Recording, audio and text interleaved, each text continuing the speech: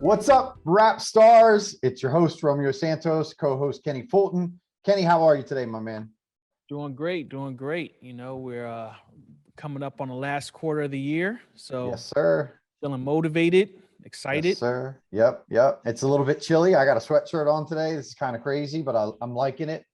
I think I'll like it for like maybe a month, and then I'll be over it, right? Yeah, yeah. It's that time of year. Some days it's hot, some days it's cold. Don't know what to put on when you get up in the morning. That's right. That's right. Yeah, decision fatigue. All right. So we wanted to talk today to our audience about the fourth quarter, and more importantly, about not losing momentum during the fourth quarter, like so many agents do, and like we have done as well, because you can have a really strong October, November, and then all of a sudden the holidays show up, you start spending time with family, you feel like your clients back off, so then you back off. And the next thing you know, you kind of get through the holidays and the new year, and maybe week 2, week 3 of January, you kind of start getting back after it. But then you don't see any business until March. And so we've got to be really careful at this time of the year to stay diligent, and even through all of the distractions with the holidays, which we should take full advantage of spending time with our loved ones, still pushing through to make sure that there's consistency in our businesses. Right, Kenny? Yeah, that's an excellent point.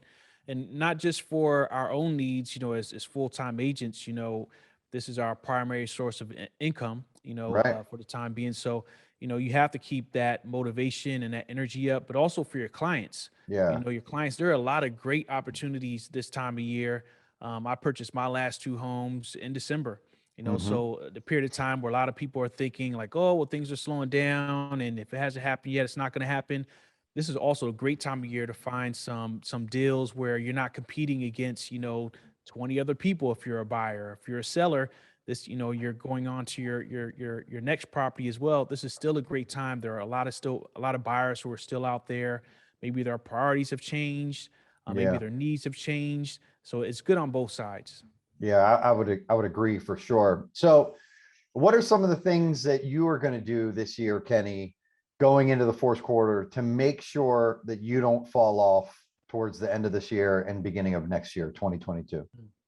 I think what you said earlier is key, is like the consistency, with your actions. Hmm. So in particular, it was really tough for buyers for a large portion of this year, but now the market is more favorable towards them. So staying engaged with my clients, making sure that I'm making my contacts, doing my follow-ups, engaging them, sending Hmm. them listings, getting them out there, keeping them motivated.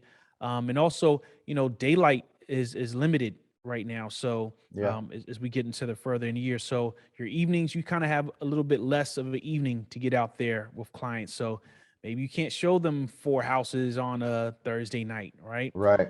And on a Saturday, maybe you can't get out there as early in the morning, maybe due to weather, or due to how bright it is outside. Sure.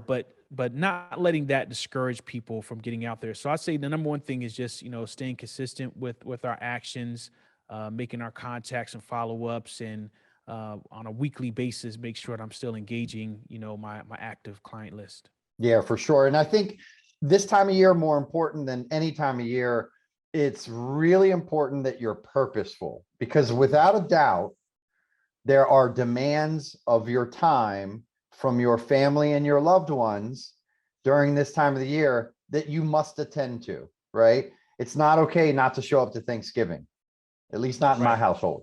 It's not okay not to show up on Christmas Day or Hanukkah or whichever holiday it is that maybe you celebrate, right? So those things you can't get out of. And it's not just those days, right? If it was just the one day, that'd be no big deal, but it's not just the one day.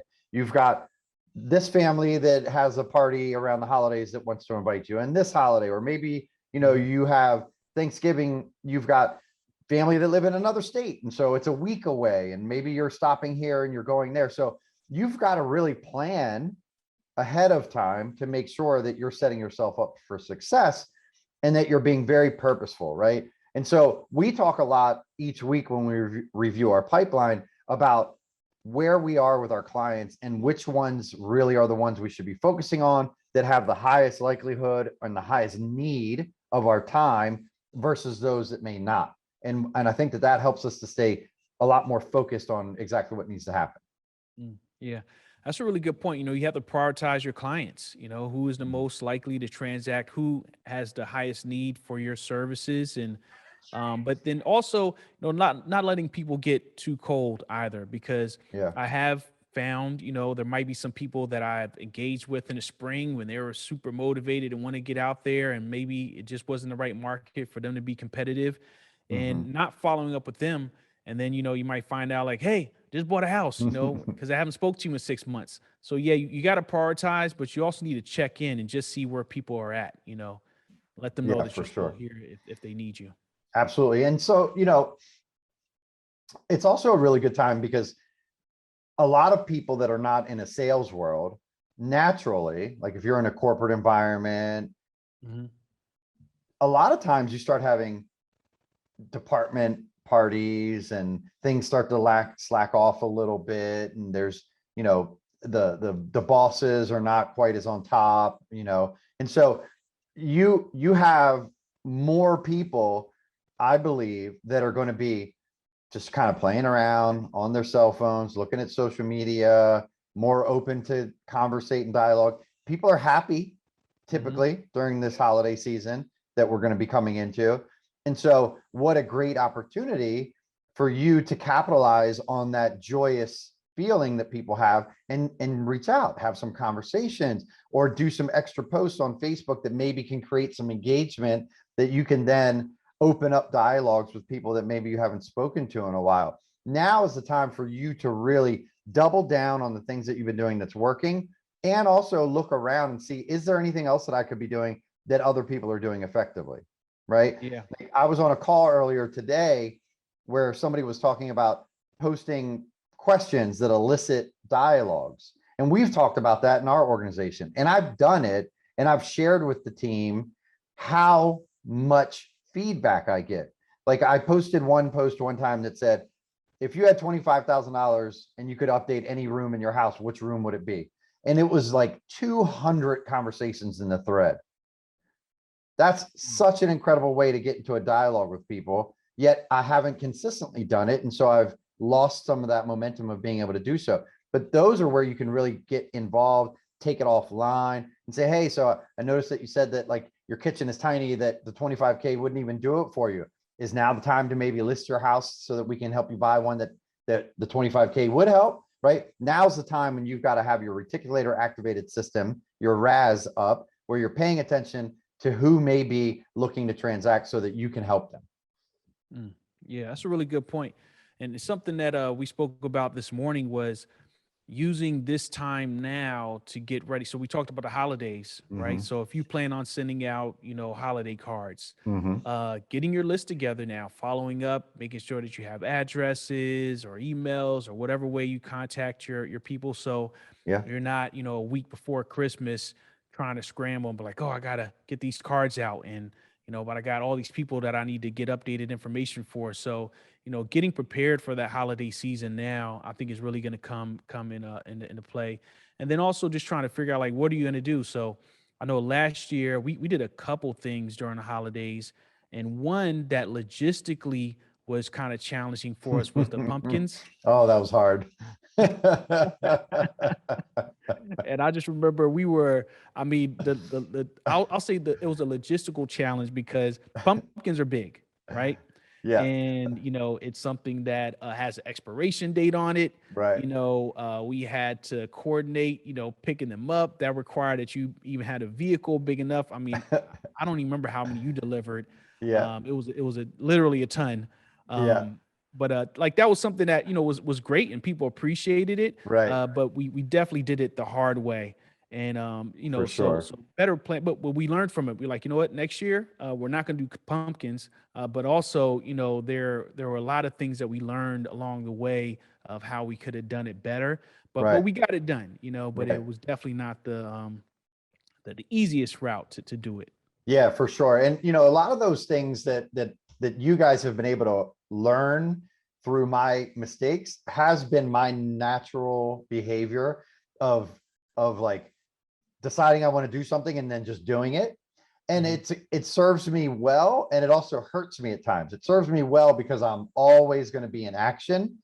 I'm not gonna procrastinate on things, but it hurts me in the sense that I don't plan as much as I should. And so we find ourselves in those situations where I have a Ford F-150 pickup truck. That's a big truck. All the pumpkins would not fit in my vehicle. We had to have 2 car loads to pick up the pumpkins.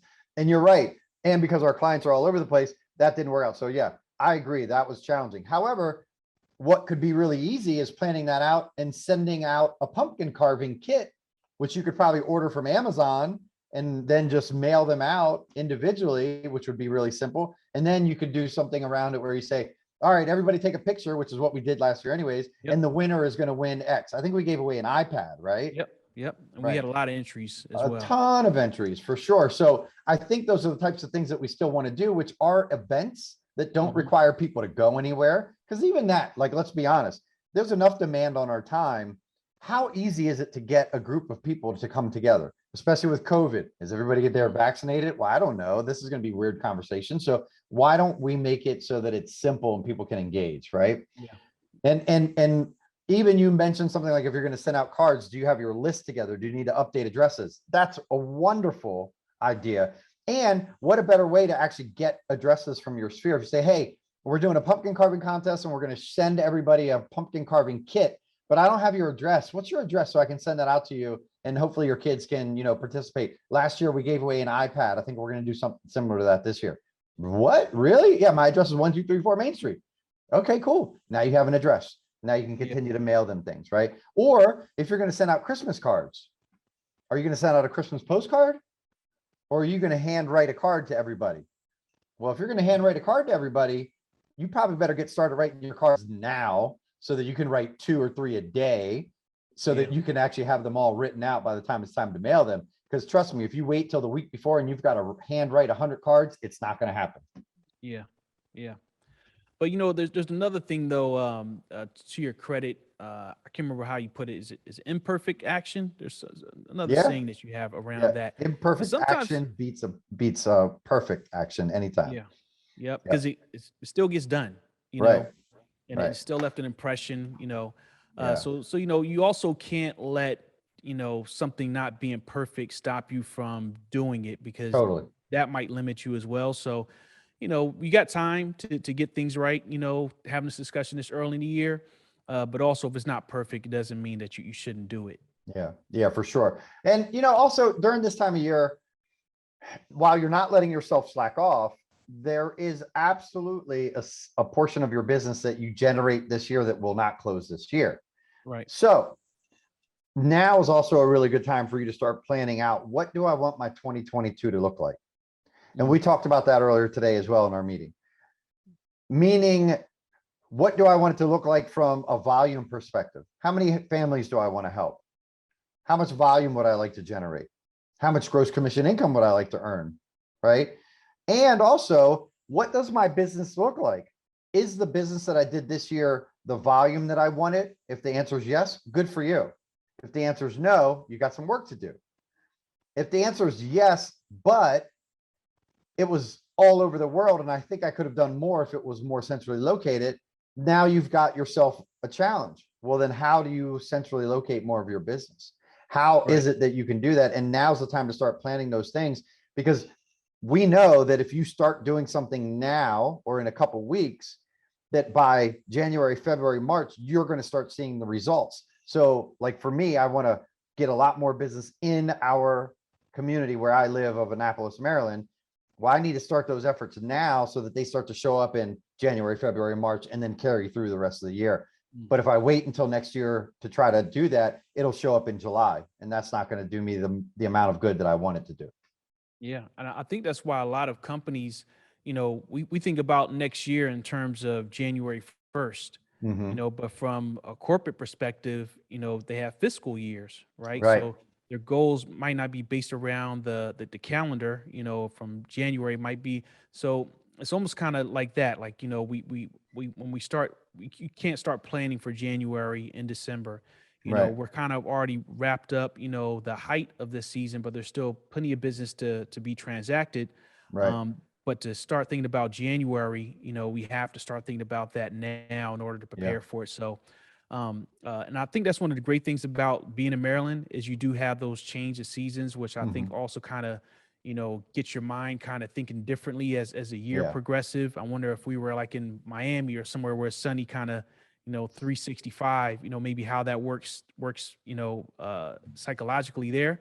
But for here, for sure. Another thing is when you think about your clients who have families and they have children, the kids are back in school, Mhm. the kids have practices and things like that. It's also there are going to be some limitations on people's availability. But what I have Yeah. found is that now that your client's time is limited, they value your time a little bit better now, right? Because like Mhm. they don't have all day to go and look at 6 houses. Now you can really start to dial people in, a little bit more. I'm like, oh, I only have, an hour this evening. Okay, great. Well, this is the one property that we really need to focus on instead of Right. looking, for whatever. So there are a lot of advantages to still engaging with your clients during this period of time too, because time is valuable. Our time Yeah. is always valuable, but sometimes it's harder to get your clients to see that as well. So Absolutely. so what do you think as far as next year, what do you think will be different going into, let's say, January next year that you're going to do differently as opposed to 2020 going into 2021 January? Well, I think that we're gonna have a lot more listings in inventory in January. And we're gonna have a lot more closings that are carrying over from November, December deals, right? Yep. So we're gonna kick off January with a lot better, you know, springboard, if you would, for Mhm. the rest of the year. And what that's going to allow us to do and everything that I'm working on from like an organizational standpoint is how do we focus on generating a higher level of listings around listings? What does Right. that look like? What do we need to do to ensure that that's actually happening? We cannot just sit on our laurels and be happy with the fact that we're getting a listing here, a listing there, and a listing there. But if we get a listing in our area that we want to do business, what are we doing to ensure that we begin to take market share in that area, right? Mhm. How do we start putting more shingles in the ground so that we can then continue to communicate to more of those homeowners and keep getting more of those listings, right? We've got to compound our efforts in a much more efficient way. And I believe that that focus on doing that now in the last days of September will ensure that when we are entering into 2022, that we're doing that at a high level. Mm. That's a really great point. And I think, we did have that conversation earlier this year. I know between you and I, maybe around March, April, we're like, wow, it's going to be really tough for buyers this year, and it's Mhm. going to be tough for us if we don't have any listings. And we really got focused on, getting more listings. And I think we did probably a better job of that this year than we had in previous years. Yep. I think it's probably going to be a very similar case next year as well. I think having the listings is going to be crucial, to our business. But I like what you said about focusing on the neighborhoods, right? So we need to get listings around listings, and Mhm. we did a couple really cool things this year that I think we're thinking outside of the box that put us in a position for people to see us and who we are and see that we're going above and beyond for our clients. So just for anybody who's thinking of things that you can do for listings around listings, I want to throw one of the cool things we did, which was the dumpster. Yeah. That was something that was kind of community focused. Now there were definitely some additional activities I could have done to make it an even more effective tool.